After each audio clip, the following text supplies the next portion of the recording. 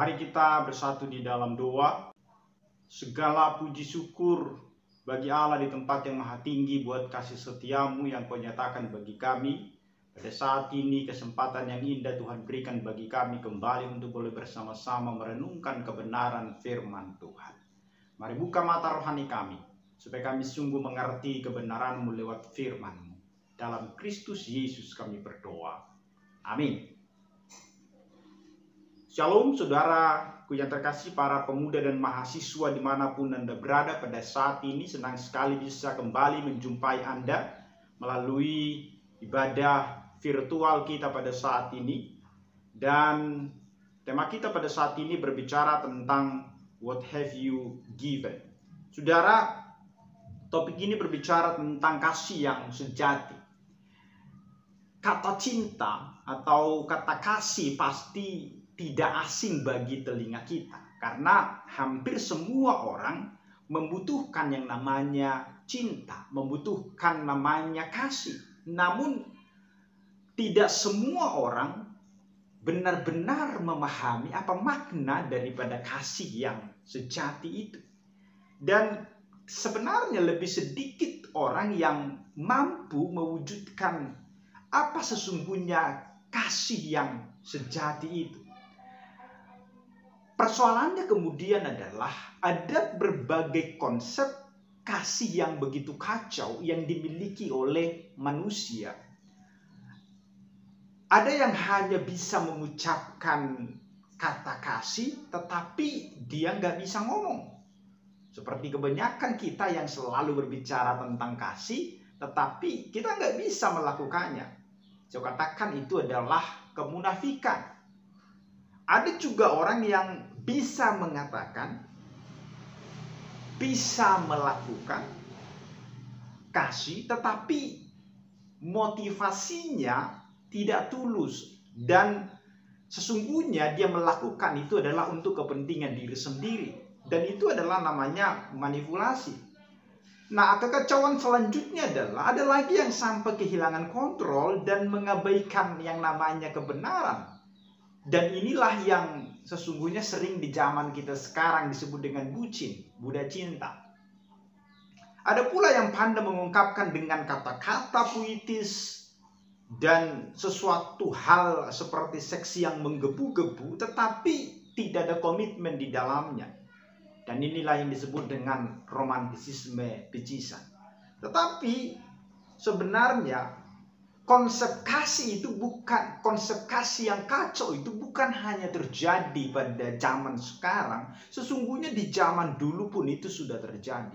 Kekacauan yang sama kalau kita lihat juga di awal-awal pertama tahun Masehi itu, para guru sesat itu mencoba mempengaruhi umat Kristen pada masa itu atau pengikut Kristus di masa itu, sehingga kalau kita nanti membaca di dalam surat 1 Yohanes, Yohanes itu menjelaskan berbagai konsep secara teologis maupun perilaku praktis.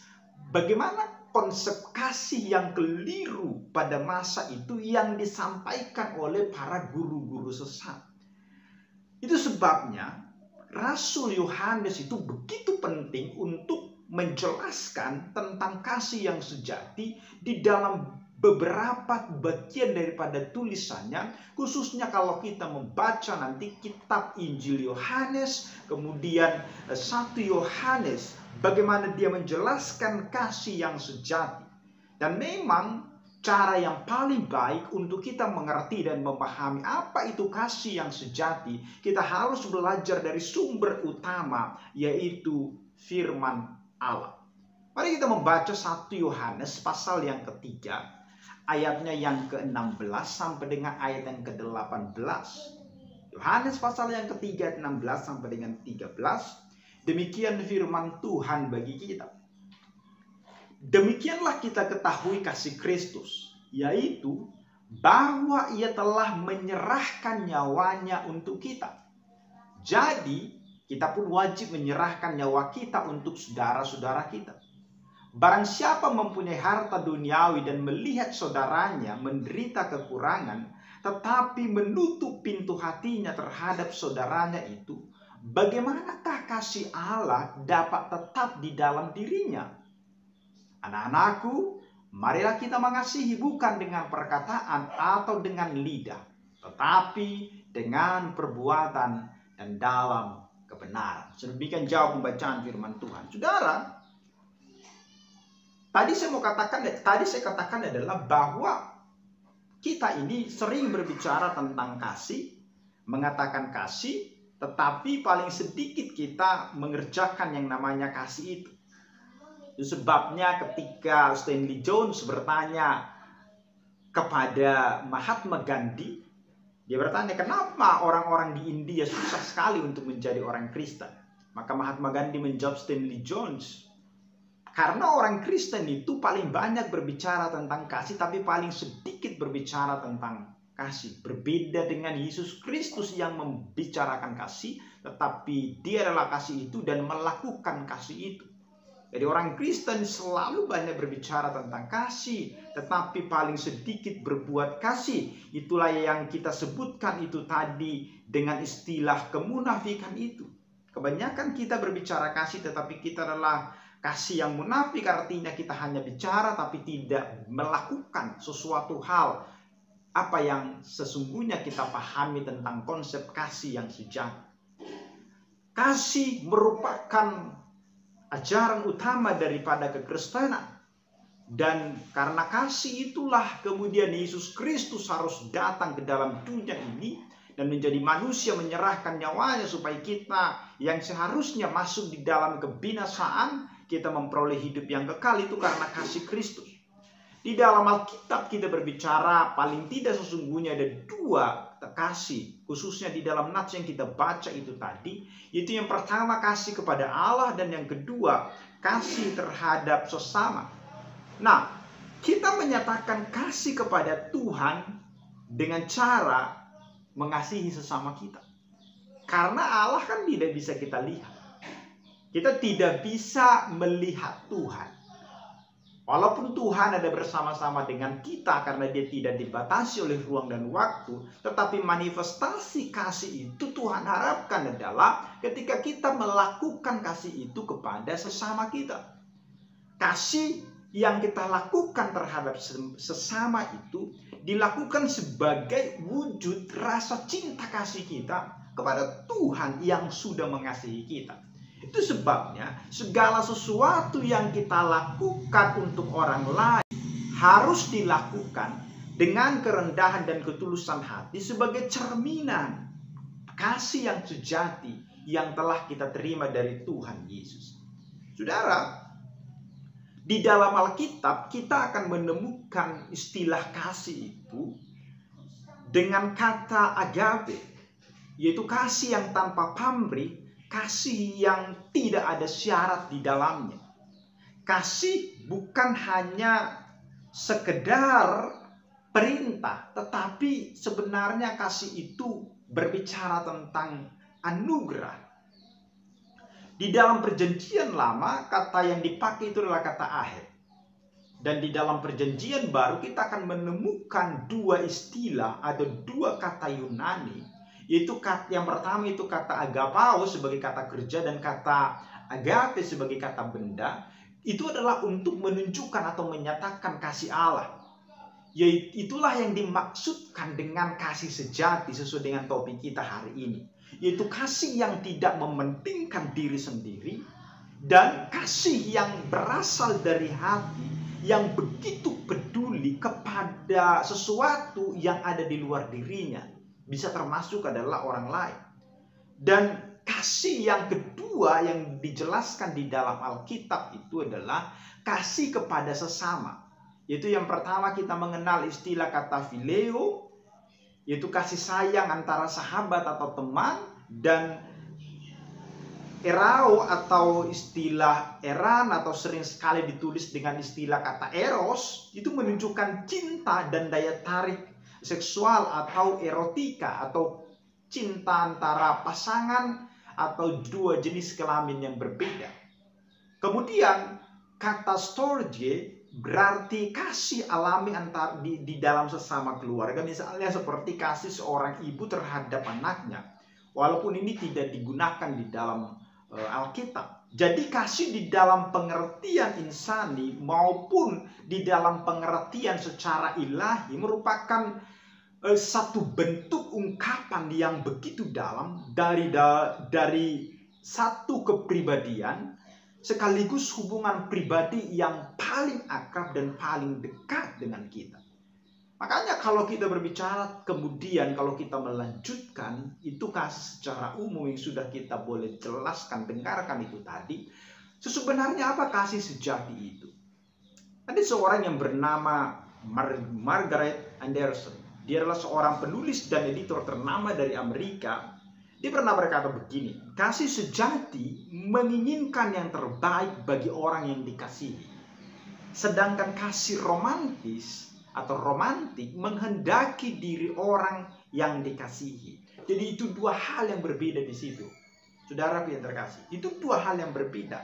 Kasih sejati adalah kasih yang sama sekali tidak memikirkan apa lagi. Dia mementingkan diri, mencari sesuatu untuk dirinya, tetapi semata-mata tertuju bahkan demi yang dikasihi. Jadi tertuju kepada atau bahkan demi yang dikasihi itu. Kasih sejati dia berusaha untuk mendambakan, mengupayakan, dan dia berusaha untuk berjuang, memberikan yang terbaik bagi yang dikasihinya. Itu kasih yang sejati, bukan kasih yang mengharapkan sesuatu dari objek itu. Jadi kasih yang romantik itu adalah kasih yang mengharapkan sesuatu dari objek yang dikasihinya. Itu sebenarnya bukan kasih yang sejati, tetapi kasih yang tidak murni lagi, sudah turun standarnya dari kasih yang sejati. Kasih sejati itu dari mana datangnya? Kasih sejati itu datang dari Bapa kita di sorga, dan itu ditunjukkan ketika Yesus itu mengaruniakan anaknya. Ditunjukkan kepada manusia, bukan berarti sebelumnya kasihnya tidak pernah ditunjukkan. Tetapi kasih yang paling besar yang ditunjukkan oleh Tuhan ketika Allah Bapa mengaruniakan Yesus bagi kita manusia. Maka kasih sejati tersebut sebenarnya dan seharusnya kita miliki karena Yesus Kristus telah kita terima menjadi juru selamat di dalam diri kita, di dalam hidup kita. Jadi bagaimana kasih sejati itu kita miliki? Kasih sejati itu hanya bisa kita miliki waktu kita menerima Yesus sebagai Tuhan dan Juru Selamat kita secara pribadi. Tanpa itu, maka kasih yang sejati itu tidak akan mungkin bisa kita berikan kepada orang lain. Yang ada adalah kasih kita mengharapkan Dia melakukan hal yang sama kepada kita. Jadi ketika kita mengasihi salah satu objek yang kita kasih atau katakanlah orang lain, maka kita mengharapkan kasih itu kepada dia, mengembalikan kasih itu kepada kita atau dia mengasihi kita. Itulah yang umum terjadi di dalam hidup kita. Makanya kalau di dalam lingkungan misalnya ada serikat tolong menolong namanya, itu konsepnya adalah kasih yang mengharapkan kasih. Artinya kita bergotong royong supaya orang lain juga membantu kita. Ketika kita membantu orang, supaya kita berharap supaya ketika kita membutuhkannya, nanti dia juga membantu kita. Berbeda harusnya kasih yang ada di rumah Tuhan, di gereja, di tempat pelayanan. Orang yang menunjukkan kasih di gereja bukan supaya orang itu mengasihi dia, bukan. Tetapi karena memang dia didorong oleh kasih yang ada padanya itu yang sudah diberikan oleh Tuhan, yang sudah dimilikinya ketika dia merasakan cinta kasih Tuhan, maka dia terdorong juga untuk mengasihi objek lain di luar dirinya. Dan dia tidak mengharapkan orang itu membalas kasih itu kepada dirinya. Maka saudara-saudara, kalau kita sudah merasakan kasih cinta Tuhan, kasih sejati yang diberikan oleh Bapa, yang dikaruniakan oleh Bapa lewat Yesus Kristus kepada diri kita, maka seharusnya kasih yang sejati itu juga harus kita jelaskan, harus kita ceritakan juga kepada orang lain, karena mereka juga sama seperti kita dulu membutuhkan kasih yang sejati itu juga. Maka kasih itu jangan berhenti di kita. Allah mengasihi kita supaya kita memperoleh keselamatan. Maka hal yang sama juga seharusnya juga kita berikan kepada Allah. Kenapa? Karena kita adalah dutanya Kristus. Karena kita adalah perpanjangan tangan Kristus di dalam dunia ini yang harus menceritakan kasih itu kepada orang lain. Jadi apa yang kita miliki? Tuhan tidak menuntut harta benda kita. Tuhan tidak menuntut yang lain-lain dari kita. Kalau kita punya harta, oke, bolehlah kita berikan persembahan untuk mewujudkan kerajaan Allah di tengah-tengah dunia ini, untuk pemberitaan Injil dan lain sebagainya, untuk mendukung pelayanan. Tetapi lebih daripada itu, Tuhan menginginkan hati kita. Tuhan menginginkan kita membagikan kasih itu kepada orang lain. Itu yang Tuhan inginkan dari kita. Karena kita kalau sudah memiliki kasih yang sejati, karena Allah terlebih dahulu memberikan kasih itu bagi kita, maka kasih sejati itu tidak tertuju kepada diri sendiri, tetapi dia akan mengarah keluar. Kasih yang sejati itu harus kita bagikan supaya orang lain mengalami hal yang sama seperti kasih sejati yang sudah kita rasakan. Itu berarti setiap orang yang sudah menerima kasih sejati dari Allah, dia harus memiliki kesediaan untuk memberikan kembali kasih itu kepada objek di luar daripada dirinya. Bagaimana caranya kita memberikan kasih itu kepada orang lain? Tadi saya mengatakan, kalau kita punya harta, punya uang, okelah kita pakai itu untuk mendukung pelayanan, untuk mendukung pemberitaan firman, untuk mendukung gereja, untuk mendukung persekutuan. Tapi lebih daripada itu, menunjukkan kasih kita kepada sesama, mengikuti teladan Kristus. Dikatakan di dalam ayat pasal yang ketiga dalam 1 Yohanes itu tadi, ayat 16 sampai dengan 18 itu kita sudah membaca itu, kita harus mengikuti teladan Kristus yang memberikan nyawanya bagi orang lain, menyerahkan nyawanya bagi kita. Maka kita pun harus memberikan nyawa kita kepada orang lain. Jangan dipahami ini secara harfiah, artinya kita harus berkorban nyawa bagi orang lain. Walaupun bisa saja itu terjadi karena pemberitaan Injil yang kita lakukan, maka kita akan diburu, kita akan dimusuhi, bisa saja itu terjadi. Tetapi secara harfiah, secara umum bukan itu yang dimaksudkan oleh nats firman Tuhan yang kita baca. Ketika kita menyelaraskan kehidupan kita dengan teladan kasih dari Kristus yang rela berkorban, itu berarti sebenarnya kita sedang menyerahkan nyawa kita. Saudara, para pemuda yang terkasih, lebih daripada harta benda kita atau lebih daripada katakanlah nyawa kita, hal yang perlu kita lakukan adalah kita menjelaskan arti kasih itu. Bagaimana pengalaman kita dengan Kristus sebelumnya?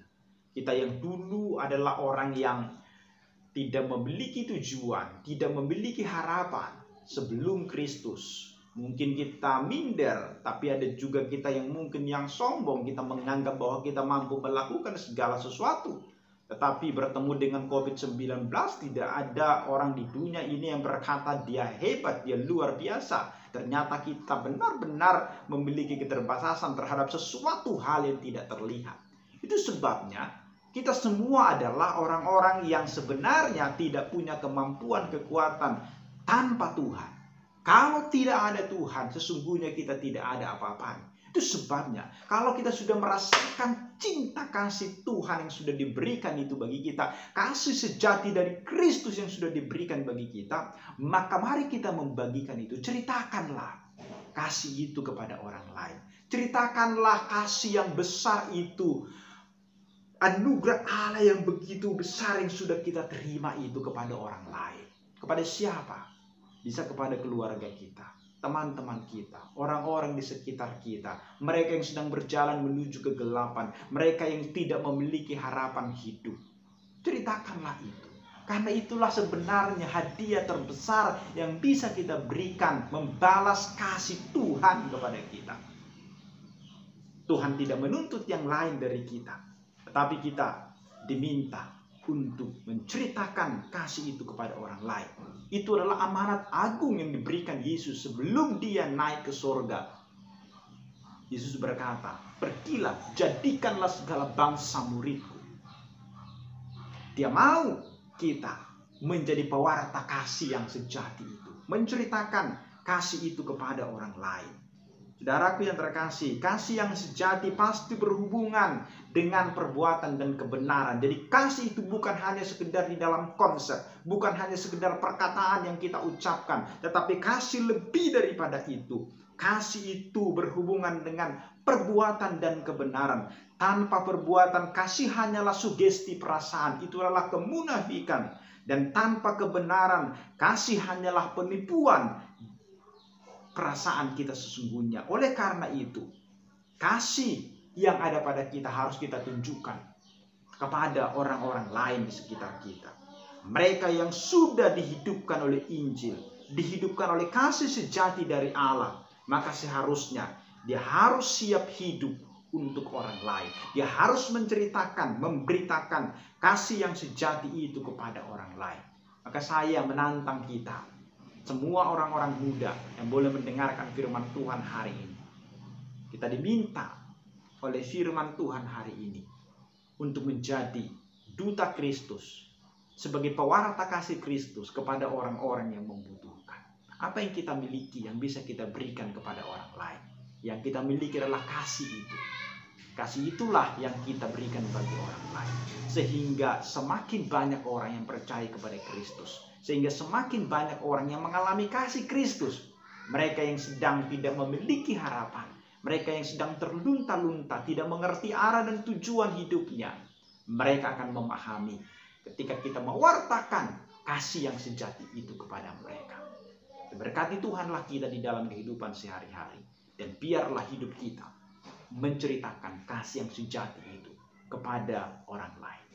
Terpujilah Tuhan kita Yesus Kristus dan diberkatilah kita yang hari ini menjadi pendengar firman dan menjadi pelaku firman Tuhan. Amin. Kita berdoa. Terima kasih Bapa di dalam surga untuk firman-Mu yang sudah boleh kami dengarkan saat ini. Biarlah firman-Mu bekerja di dalam hidup kami. Kami menjadi pelaku-pelaku firman yang mewartakan kasih yang sejati yang sudah kami terima dari Kristus Yesus kepada orang lain, kepada keluarga kami, teman-teman kami, sahabat kami, supaya mereka mengalami kasih Kristus yang sejati yang sudah kami terima dari Engkau ya Tuhan. Terima kasih Bapa, hamba-Mu terbatas di dalam menyampaikan, tapi Roh Kudus tidak dibatasi oleh apapun. Kiranya Roh Kudus membuka hati dan pikiran kami semua, supaya lebih daripada apa yang kami dengarkan, Roh Kudus itu menjelaskan kepada kami, sehingga kami boleh melakukan firman-Mu seturut dengan kehendak-Mu. Termulialah Engkau Bapa, dalam Kristus Yesus kami berdoa. Amin.